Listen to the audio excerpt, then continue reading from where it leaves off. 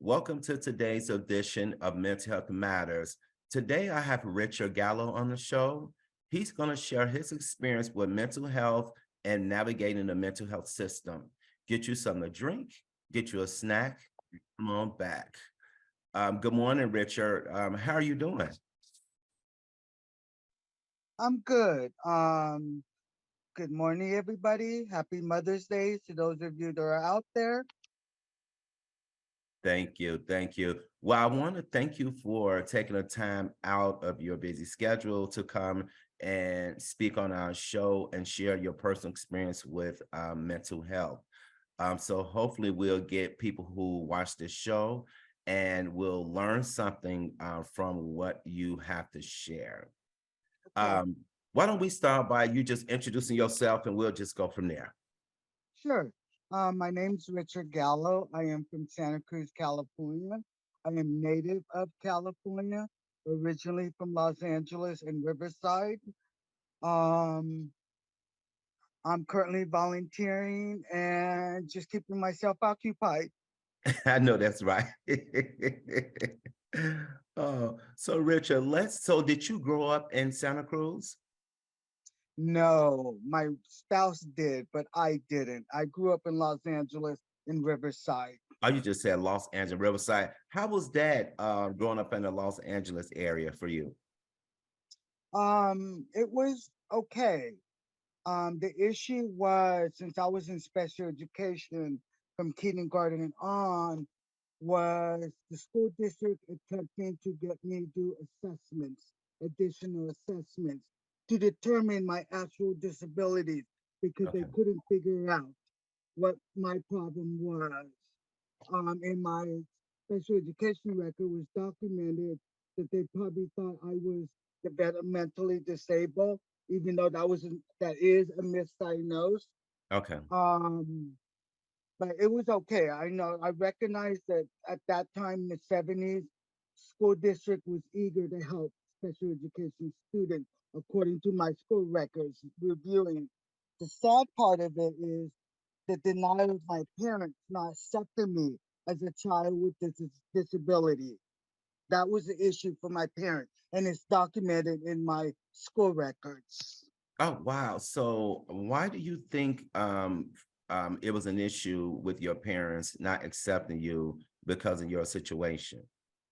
I think it has to do cultural, being a Uh-huh. Latino family, Ecuadorian Okay. family. So I think that may be part of it, the stigma associated with a diagnosis of a disability. Okay. Wow. And so, how did you deal with that, knowing that your parents didn't, want to deal with it? How did you personally deal with that as You I'm know, assuming you was a kid, right? yes, yes. The reality is I didn't know I was hard of hearing in Okay. addition to my mental health Okay. until the age of 12, when a school nurse referred me to a hearing specialist to determine whether I had hearing loss or not. Okay. So at age 11 and a half, that's when they found out I had hearing loss. Okay. So that explains a lot about my behaviors, my lack of association with peers, my lack of participation, because I couldn't hear. Yeah. I thought this is the way the environment was, living Yeah. in silence. It o- wasn't until I got my hearing aids at the age of 11 and a half, 12, that I had to adjust to learning this is a baby crying, this is a bird chirping, this is the awful car noise. So it was a huge adjustment. So at that time, the special education school district had to change me. At that time, with that language was learning handicap, and today's would be learning disability. Okay. Okay, so changed from that placement to deaf and hard of hearing mainstream instead Okay. of California School for the Deaf Riverside. Um, my parents were still hesitant.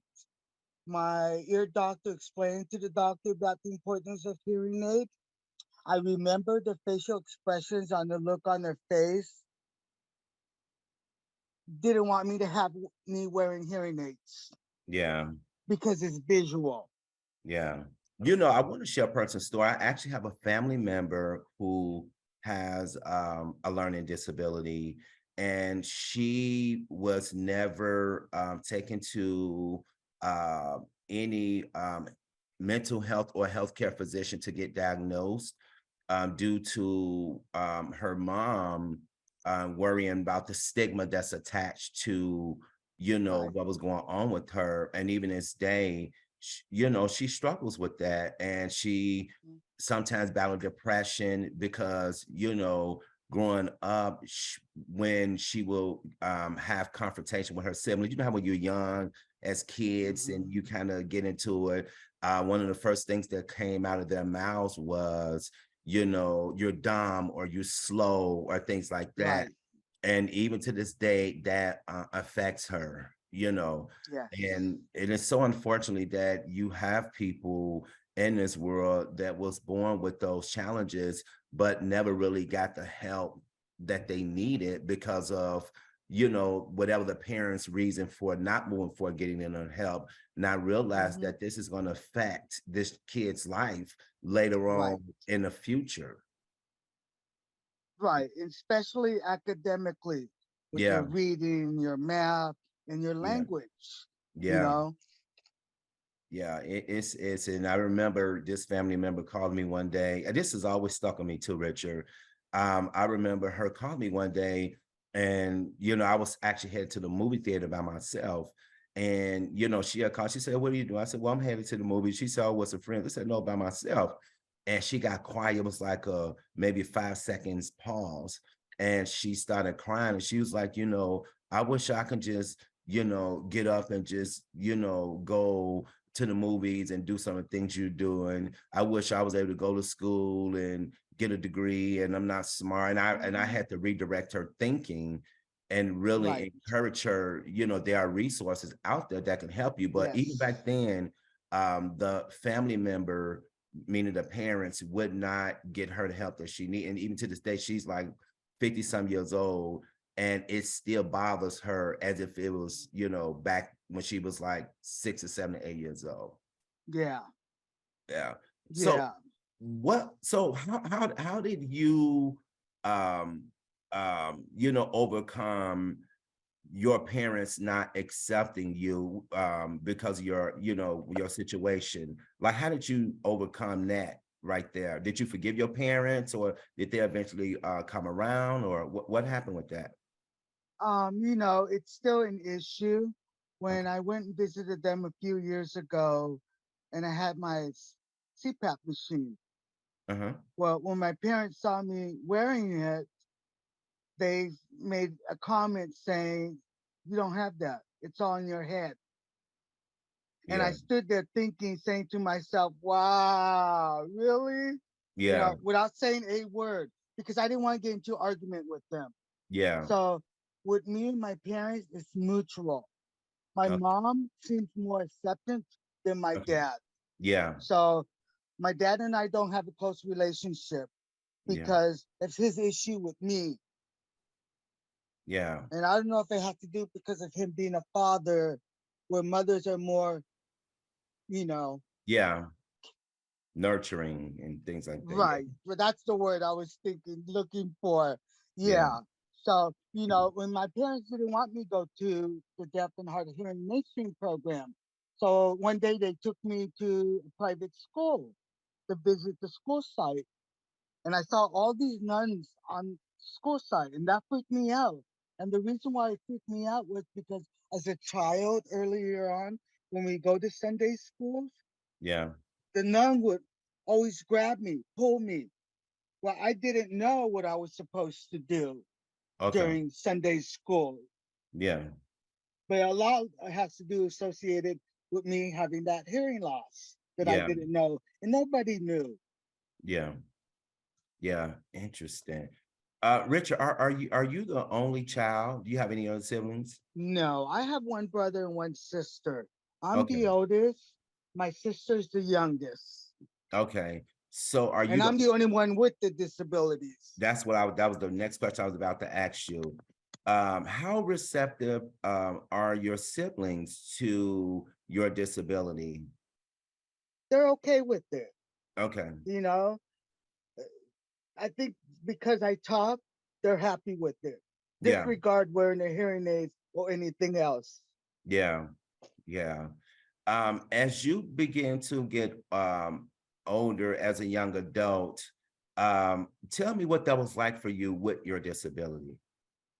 It was a struggle academically, Okay. especially being a junior high student and not being able to read and had to learn to read. But it wasn't until I was in high school during my sophomore year where my special education teacher placed me in a phonics reading program for students with learning disabilities. So I was the only one that was hard of hearing in that classroom, mainstream, where the rest of the students were students with various learning disabilities. If it wasn't for that teacher, that program, I wouldn't be able to read. Hmm. That Yeah, helped me improve my academics significantly. I'm a that's former awesome. benefits specialist. I do what attorneys do as a non advocate, helping people with disabilities get benefits. That's my Nice, specialty, that's my nice. background. Yeah, So thank God, reading's important, necessary to survive. yeah, yeah. Did Richard, did you get teased a lot or bullied a lot because of your disability? Off and on, more in junior high than high school. High Okay. school was more friendlier, thank God. But I've Yeah, heard horror stories of, students with disabilities getting teased, yeah, especially the intellectual disability community or someone in a wheelchair, yeah, or someone walking with their cane because they're CP. That's the only way they can walk around without falling is using their cane. yes, absolutely. Do do you feel like you well, let me say this. I'm gonna ask this first question. Did you deal with Mhm. any depression or anything due to your disability or your parents not accepting your disability? That didn't affect me until later, Okay. until in my adulthood. It happened in my adulthood where it hit me. Okay. Um, and I think because of my parents not accepting me as a child with a disability, as an adolescent with a disability, I think during my sophomore, junior years where I changed, I used my anger as a fuel. Mm-hmm. That's when I participated in group activities, try to run for student council, got Yeah. involved with a small group of students to encourage the school district to use the lottery money to establish a peer counseling program for student by students. And I was one of the maybe 25, 30 students that were becoming peers Awesome. during my senior year in high school. Yeah. Awesome. And somehow my special education teacher saw me that I had the ability to do anything I want. I Yeah. didn't see myself in that. I Mm-hmm. didn't know that I had potential during my junior and senior year, despite me increasing motivation in trying this, trying that, running for this, running for that. That was a learning tool for me. Yeah. Yeah. It's interesting you said that because a lot of times people could see things in us that we can't necessarily see in ourselves. I Mhm. remember before I moved to the state of California, I was living in Illinois.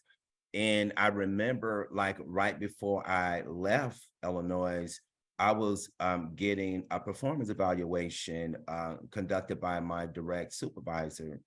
And one of the things that she said about me was she said that I have the ability, she said, Jesse, you have the ability to adapt to different situations. She said, you're flexible and Mhm, blah, blah, blah, blah. I had no idea. This is a true story, and it's mhm. crazy, but I had no idea that I had the ability to adapt in different situations, you know. Right, And when she right. said that to me, that had, even to this day, that was one of the things that has always stuck with me. And knowing that has helped me to be successful in different Mhm. situations where other people will probably have a hard time and struggle when change will come about in the workplace. Yes, and I think adopted. I can't pronounce it.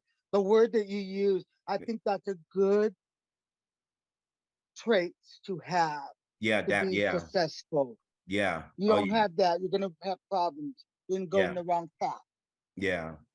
So let's talk a little bit about when you started to be more empowered, when you start running for different things in Hmm. school and things like that. Hmm. Do you feel that you being tenacious or passionate about, mental health and, trying to break through the stigma, do you feel as if you help other peers that was around you to do the same thing?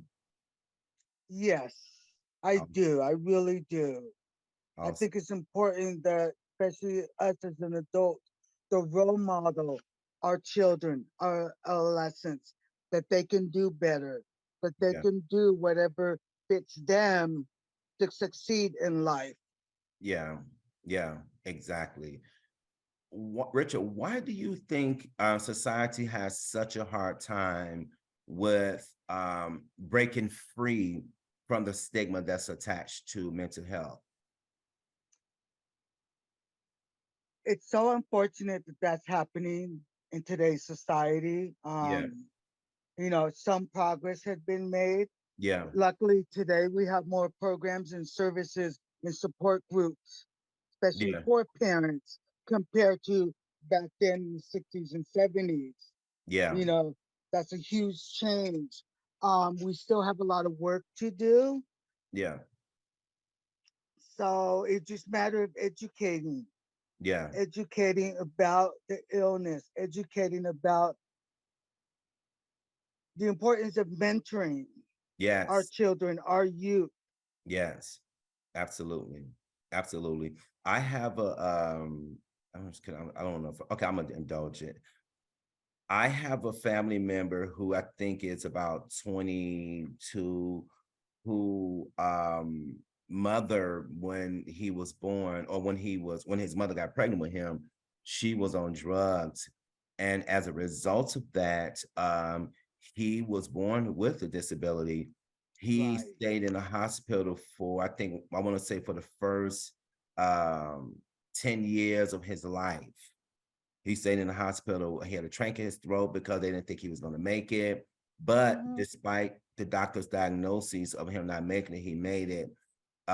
He came home, which was a little bit different because he was like one of the first that I could think of in a family where the family member was kind of forced to deal with his disability because they had to come out there. I think it was like some type of nurse's aide, whatever. They would come out there throughout the Hmm. week and teach her how to deal with his Right. trank and just Hmm. different things. And it was said that he will never be able to get rid of the trank out of his throat. Well, he got rid of that. And so it was just a whole thing that the mother had to really learn how to care for her son.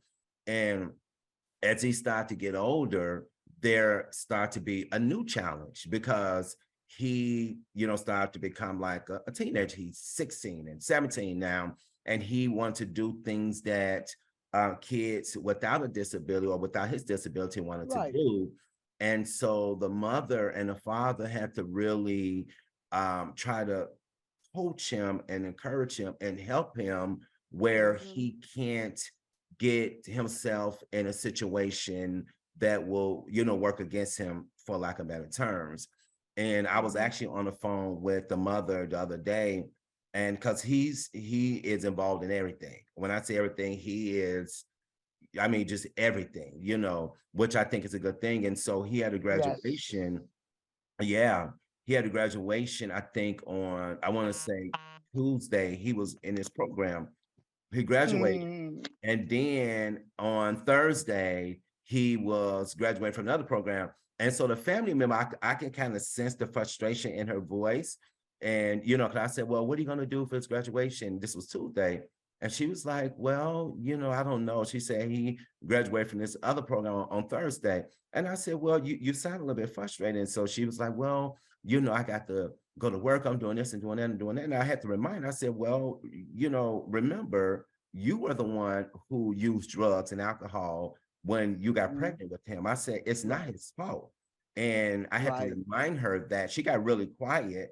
And then she was just like, yeah, I'm sorry. I feel this way. It's got a lot going on. I said, I get that. But he needs your unconditional love and support to do the things that he's doing in order for him to be successful with his disability, you know. Yes. And so I just love the fact that she was receptive to what I was saying, but I could not just, sit there and allow her to be selfish with her way of thinking, because this is your son and you was the part of the reason why he's, in a situation that he's in. So, Yes.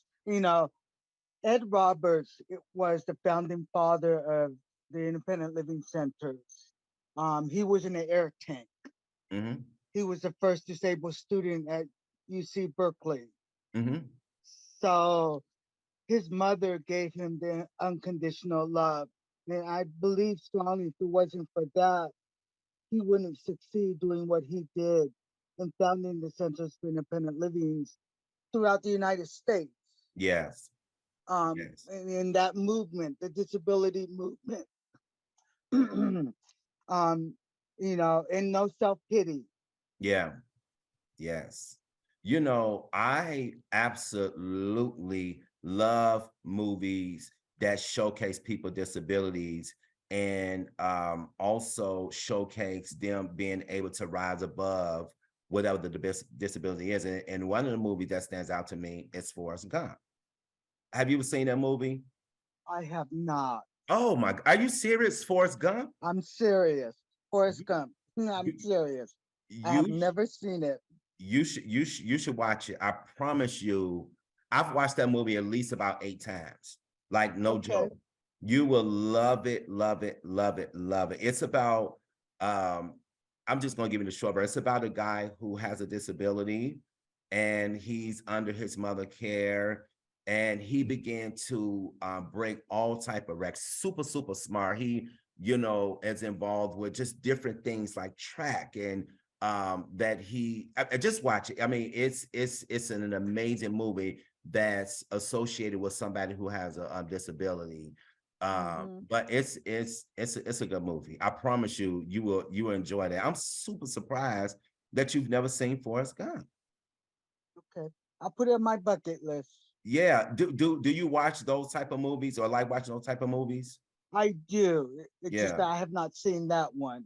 yeah, it's an older movie though. Like it's a really really good movie, really really good movie. So I want to know, because are you married? I am. I'm So married. I thought that's what you said. So I want to talk a little bit about how you, if you don't mind, you can, if this is off limits, please tell me. So how did you meet your wife, and things like that with your disability? I'm just curious. Right. I married an older woman. Okay, okay, Okay. yeah, So she was my bus driver okay, while I nice, was in special ed from junior high and through high school. yeah, I applied for a job not knowing that she applied for that job at the same place. no way, I'm not kidding you. wow, So when I got hired and went for my first day there, she opened the door and said, I cannot believe you're going to be working here with me. Wow. And she became my boss. Yeah. Uh, And we just clicked. yeah. Yeah. So I got married at 21 Okay. and been married ever since. Wow. She she has a child from a previous marriage. Yeah. So her daughter and I went to the same junior high in high school. We Okay. weren't friends, Yeah. but we were gone to the same school. Yeah. One thing. And my wife had to deal with her daughter's severely emotional disturbance, SED. She was Okay. a highly intelligent child, but with behavioral issues. Okay. And Okay. the place that her and I were working at was uh, a temporary crisis facility for children with intellectual disabilities with behavioral disorders. The goal is to correct their behaviors, and the parents are supposed to be doing the parenting training as part of their program to work with their child so that your child can return home. Yeah. Yeah. I'm sitting here talking to you, and to be honest with you, my thoughts of you is that you're very, very intelligent. These are my thoughts of you. And I'm sitting here listening at you, and I'm thinking to myself, like, I don't know where it clicked with you or for you, but you do not sound like you have a learning disability at all. Zero. You're very well spoken. You know the system, you know the resources, you know the terminology and things like that. And so I can tell just throughout the years, you really used a lot of the negativity, the lack of support to be fuel for your fire, which I think is a amazing thing because obviously you can tell it definitely has paid off for Yes. sure. And that's the discussion I had with my wife a few months ago. That rage, that's what got me Yeah, going. That's yeah, what got me. I am an individual yes, yeah, despite the disability, whether it's mental health, learning disability, intellectual disability, CP, you name it. yeah, It's about person language first. yeah, And part of that process is also for me to accept my diagnosis. yes, First, I had to deal with being part of the deaf community. yeah, That was the first issue I had to deal with. So you go through the same process as you would when you lose someone, as far as identifying yourself as a person with a disability. It's the denial, the yeah, anger, the bargaining, the depression, and then the yeah, acceptance. That's yes, also part of self care. That's also part of your recovery and yes. maintaining your recovery. Yes, absolutely. So when you was a child, like maybe 1 or 2 years old, do you like did your parents know there was something different about you, or was that a little later? According to my special education records, they thought I was just fine. Okay, Um, Keep in mind, I was born 3 months premature, but I was in the hospital for 6 months because I was underweight. okay, okay. And they probably contribute that to some of the things that was going on. So and I know you probably said this previously, but I don't know. I'm just trying to wrap my mind Okay. around this. When they finally realized, like when your parents finally realized that, oh, something's, you know, he may need something different or something's off. Do you or have they told you what age you were and how they dealt with it at that time?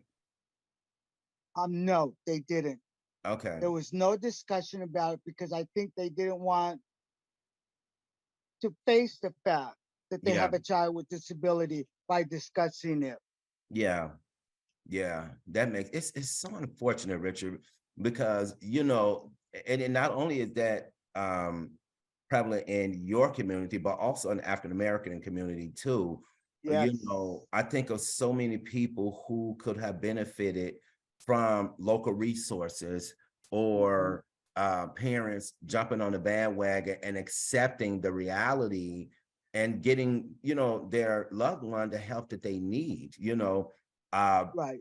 in my family, it's just, we have a lot of people with mental health challenges. Now that we're older now, it's more. I feel like it's more accepted because of some of the behavior that has came with um, the individual challenges throughout the years. But back when we was growing up, it was no. I actually had a cousin, man, passed away who had she never was diagnosed though. She never was diagnosed, but you can tell that there was some mental health challenges for sure.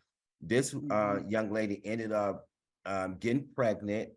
She was diagnosed with lupus as an adult, but she didn't really fully understand the severity of her diagnosis with Right. lupus. Which is Um, severe. Yeah. yeah, it was, and so she ended up having her last son, and after that, the lupus took her. So she actually got the hospital. Actually had her son. She Hmm. got the hospital maybe for a week. The doctors reached out to her and told her to come back. This is severe. She never went back, and she got extremely sick. Went in the hospital and died. And Uh, I kind of took that personally because um at that time I was more exposed to mental health and working right. in the mental health field, and I was honestly, I was feeling some type of way with certain family members about that because she really didn't know how to navigate the system to get the support and help she needed, and as a result of Right. that, this woman ended up losing her life, so Hmm. and that's why we need people like you and other me and people who can speak up about these things and use platforms like this in order to Hmm. educate the community on mental health. So I'm getting a text. So we got about 3 more minutes before this segment end. I said, what would you say to someone who have loved ones who may have a mental health disability, but are afraid to support them because of the stigma? Like, what would you, or who don't understand it?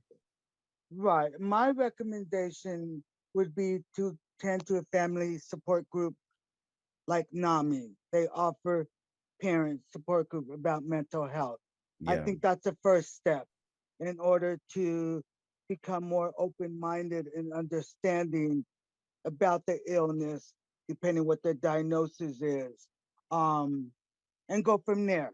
yeah, And to encourage the individual child to go to their own support group, because there are support groups for consumers or peers. yes. Absolutely, absolutely. And I do hope people who are watching this particular segment, I really hope that they get something out of what you're sharing, because you've definitely have overcame a lot to get to the point to where you are Hmm. now. Um, Hmm. so I really want to encourage you to, to keep that fire going, because there are people who is going to need someone to be a trailblazer, to kind of break down the stigma and break through doors that Right, has been closed or hard to open for right, people to get what they need in order to be successful and living in their recovery, so to speak. right. And you know what my peers need to understand and accept, for those who are not willing to take the medication, is certain medications are required in order to help you to stabilize your chemical imbalance that's happening in Yeah, your body, in your mind. Without it, it's you're not going to function. yeah, You're not yeah, going to be able to do what you need to do. You're not yeah, going to be able to keep a job. You yeah, know, that has a negative impact, especially with those with bipolar. They yeah, need that medication in order to stay stable, yeah, you know. absolutely. And the secondary issue is with alcohol and drugs. That has a negative impact Hmm. with their recovery. And they Yeah, don't see that. And that's Yeah, part of the education that they need to get involved with support group about harm reduction, the yeah, importance of harm reduction with your self-care. yeah, absolutely. So Richard, we run out of time for this particular segment. I'm gonna close us out and then we're gonna take a little Thank break you. and jump back in here. And then we're gonna pick up from where you left off about, Sure. not self-medicating, things like that. Um, Okay. that's it for this edition of Mental Health Matters. If you enjoyed this particular show, if you would like to be a guest on our show, or if you would like a DVD copy of our show, please dial 916-366-4600. Thank you.